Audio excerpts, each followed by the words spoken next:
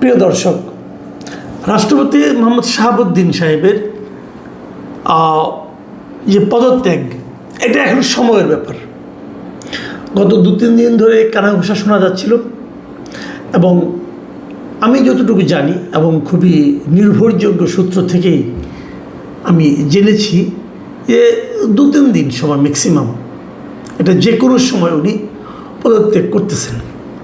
এবং এই জন্যই পদত্যাগ করছেন। কেন করছেন? এই কারণটা কি? ওনার মেয়াদ তো শেষ হয়নি।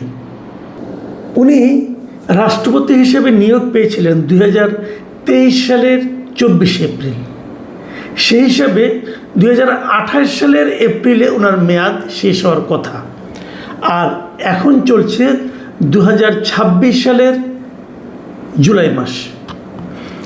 তাহলে ওনার কিন্তু আরও প্রায় 2 বছর মেয়াদ আছে। কিন্তু তার আগেই ওনার চলে যাওয়ার বিষয়টা এখন মোটামুটি চূড়ান্ত হয়ে গেছে। দেখুন, রাষ্ট্রপতি কিভাবে চলে যান? রাষ্ট্রপতি একাধিকভাবে চলে যেতে পারেন, মেয়াদ শেষ হলে চলে যেতে পারেন, উনি নিজে থেকে পদত্যাগ করতে পারেন, ওনার যদি মৃত্যু হয় তাহলে চলে যেতে পারেন, এবং ওনাকে যদি অভিশংসন করা হয়, মানে রাষ্ট্রপতি তো নির্বাচিত হন সংসদ সদস্যদের দ্বারা। যদি সংসদ সদস্যরা চান যে ওনাকে আর রাষ্ট্রপতি থাকার ওনারা চান না, তাহলে ভোট দিয়ে ওনাকে করে দিতে পারেন। সেক্ষেত্রে নিয়মটা হলো যে সংখ্যাগরিষ্ঠ সংখ্যক, মানে মিনিমাম 151 জন সংসদ সদস্য স্বাক্ষরযুক্ত একটা কাগজে ওনারা স্পিকারের কাছে বলবেন যে ওনারা রাষ্ট্রপতির অভিশংসন চান। তখন রাষ্ট্রপতি সেটা নিয়ে আলোচনা করবেন, কথাবার্তা হবে, রাষ্ট্রপতি তার প্রতিনিধিও পাঠাতে পারেন, তারপরে সেটা একটা ভোট হবে। সেই ভোটে যদি 2/3 সংসদ সদস্য চান যে রাষ্ট্রপতিকে ওনারা চান না, তাহলে রাষ্ট্রপতির অভিশংসন হয়ে যায়, ওনার পদ চলে যায়।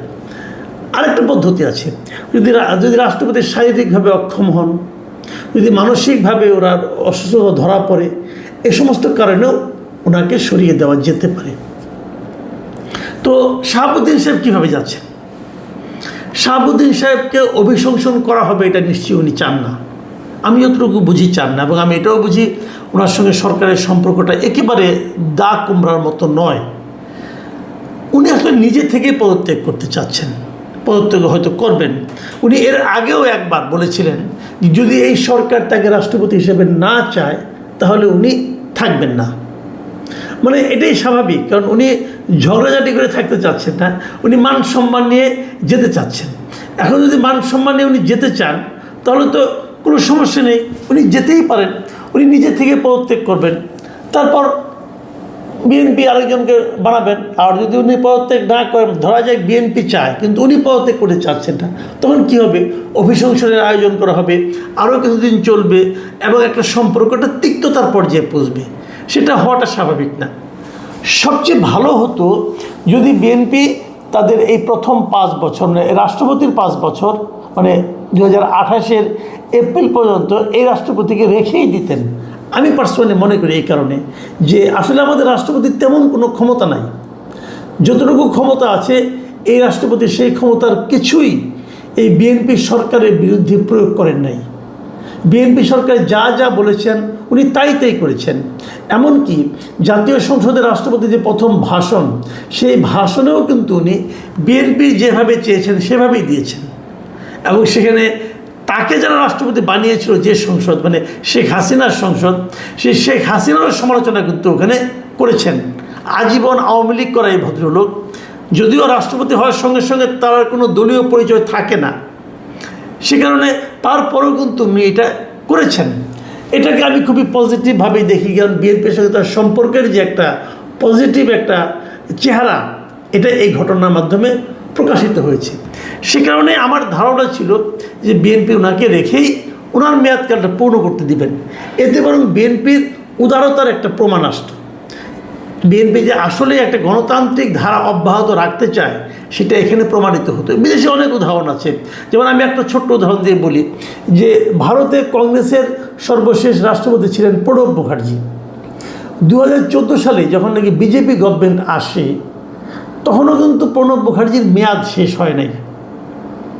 প্রণব মুখার্জি বিজেপি আসার পরেও আরও 2-3 বছর উনি ছিলেন এবং উনি ওনার মেয়াদ পূর্ণ করেই গেছেন।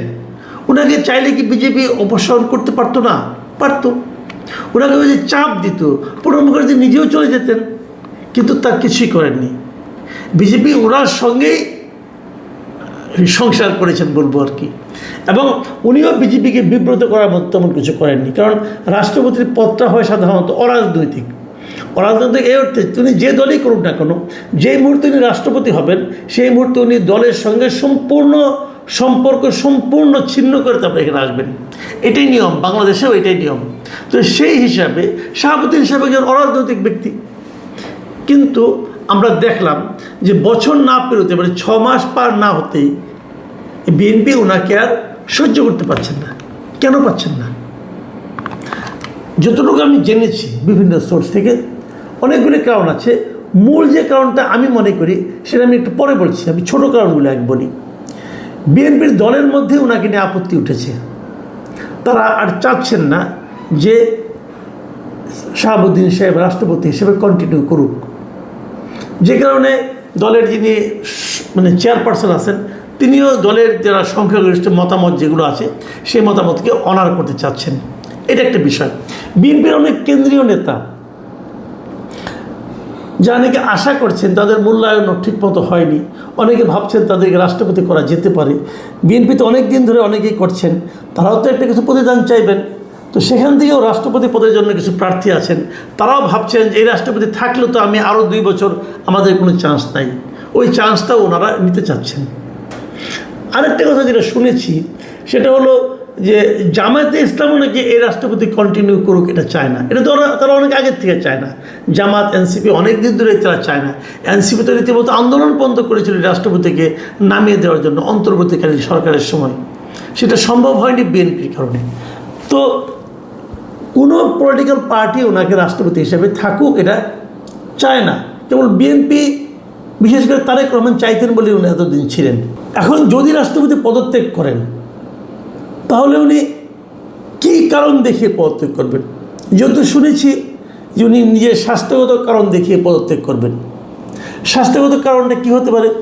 আপনারা মনে করতে পারবেন যে এ বছরের মে মাসের 9 তারিখে উনি লন্ডন গিয়েছিলেন ওনার চিকিৎসার জন্য। লন্ডনে যে লন্ডনের কেমব্রিজের রয়্যাল পেপওয়ার্থ হাসপাতালে ওনার স্বাস্থ্য পরীক্ষা হয়েছে, অ্যাঞ্জিওগ্রাম করা হয়েছে এবং সেখানে তার হৃৎপিণ্ডে ব্লক ধরা পড়েছে এবং ব্লক ধরার পর সেখানে অ্যাঞ্জিওপ্লাস্টি করা হয়েছে, মানে স্টেন্ট বসানো হয়েছে। এটাকে চিকিৎসা তো ওনার হয়েছে হার্টের। কিন্তু এই হার্টের চিকিৎসার বাইরেও ওনার আরও কিছু রোগ আছে বলে আমি জানতে পেরেছি এবং ওনাদের মানে খুব ঘনিষ্ঠ কিছু লোকের কাছ থেকে আমি জেনেছি যে ওনার এই মুহূর্তে যে রোগটা নিয়ে উনি খুব বিব্রতকর অবস্থায় আছেন সেটা হলো অটোনমিক নিউরোপ্যাথি বলে এই রোগটাকে। এই অটোনমিক নিউরোপ্যাথি হলো মানে নিউরোলজিক্যাল একটা রোগ। ওনার শরীর মাঝে মাঝে খুব কাঁপতে থাকে এবং উনি মাঝে মাঝে অনেক অচেতনও হয়ে যান। এটা যে হয়ে যান এটা আমি ওনার কাছ থেকেও জেনেছি একবার। কিছু কিছু সময় ডিমনেশিয়ার মতো প্রভাব ওনার পড়ে, অনেক কিছু ভুলে টুলে যান। তো এরকম একটা শারীরিক অবস্থাও কিন্তু ওনার আছে। এই শারীরিক অবস্থা নিয়ে উনি যে খুব একটা স্বাচ্ছন্দ্য বোধ করছেন তাও নয়। লন্ডন গিয়েছিলেন চিকিৎসার জন্য, সেটা তো হার্টের চিকিৎসা হয়েছে এবং সেই যাওয়া নিয়েও আমি যতটুকু শুনেছি সরকারি দলের মধ্যে এক ধরনের কানাঘুষা যে কেন এত টাকা খরচ করে লন্ডন যেতে হলো, অ্যাঞ্জিওপ্লাস্টি তো আমাদের দেশেও করা যায়।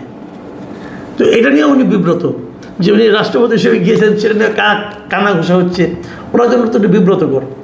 তো উনি চাচ্ছেন হয়তো, এমন যতটুকু শুনেছি যে উনি রাষ্ট্রপতি হিসেবে পদত্যাগ করার পর সপ্তাহখানেক দেশে থাকবেন, তারপরে চিকিৎসা বাইরে যাবেন, সিঙ্গাপুরে অথবা অন্য কোথাও যে চিকিৎসা করাবেন, এরকম কথাও শুনেছি।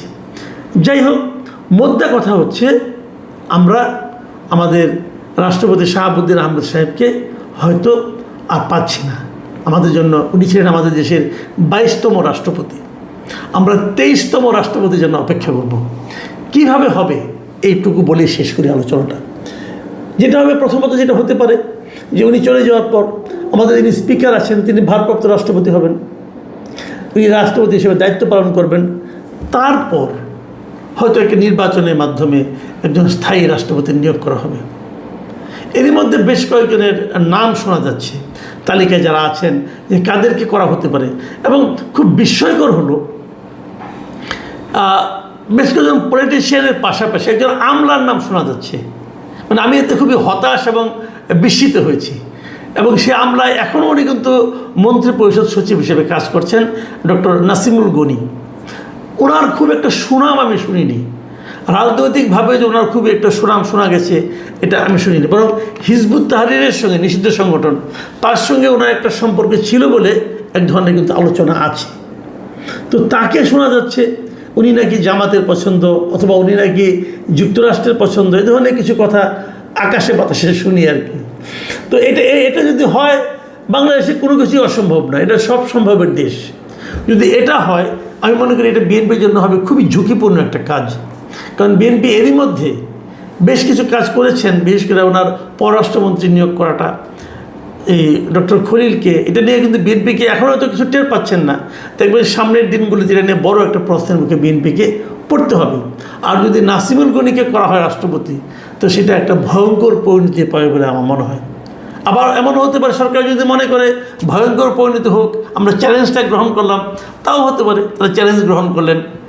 আমি জানি না তারা কী করবেন। কিন্তু যদি রাজনৈতিক ক্যারেক্টার হয়, সেক্ষেত্রে যাদের নাম শোনা যাচ্ছে, বিএনপির সিনিয়র যারা লিডার আছেন তাদের মধ্যে বেশ কয়েকজনের নাম শোনা যাচ্ছে। এর মধ্যে ডক্টর মোশাররফ হোসেন, খন্দকার মোশাররফ হোসেন, মির্জা ফখরুল ইসলাম আলমগীর, ডক্টর আব্দুল মঈন খান, নজরুল ইসলাম খান, এদের নাম শোনা যাচ্ছে।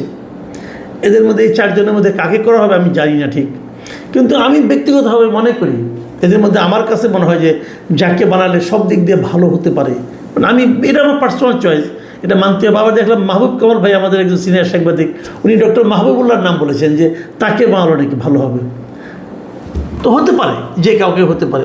তবে আমি মনে করি কোনো একটা রাজনীতিতে যারা প্রবীণ রাজনীতিবিদ যারা আছেন, তাদের মাঝখান থেকে কাউকে না কাউকে বানালে সেটা হবে সবচেয়ে গ্রহণযোগ্য। এবং আমি নিজে পার্সোনালি মনে করি ডক্টর আব্দুল মঈন খান, উনি সব দিক দিয়ে আমার মনে হয় যে এই পদের জন্য সবচেয়ে ফিট লোক হবেন। কারণ ভদ্রলোক উনি অত্যন্ত শিক্ষিত, মার্জিত, এবং তার বিরুদ্ধে দুর্নীতির কোনো অভিযোগ আছে বলে আমি এখনও জানি না। মানে একজন নিষ্কলুষ টাইপের ক্যারেক্টার উনি। শারীরিক অবস্থা ওনার ভালো, শারীরিক অবস্থাটাও দেখতে হবে। খন্দকার মোশাররফ হোসেনের একটা শারীরিক অবস্থা খুবই খারাপ, যদিও আমি যে নজরুল ইসলাম খানের শারীরিক অবস্থাও ভালো না। কাজেই আমি নিজে ব্যক্তিগতভাবে মনে করি যদি ডক্টর আব্দুল মঈন খানকে করা হয়, এটা তাদের নিয়ে আমি জাস্ট একটা হাইপোথেটিক্যাল কথা বললাম আর কি। তবে এটা ঠিক, আমরা খুব শিগগিরই হয়তো এই সপ্তাহের মধ্যেই অথবা এক মাসের মধ্যে আমরা একজন নতুন রাষ্ট্রপতি পেতে যাচ্ছি, যিনি হবেন 23তম রাষ্ট্রপতি।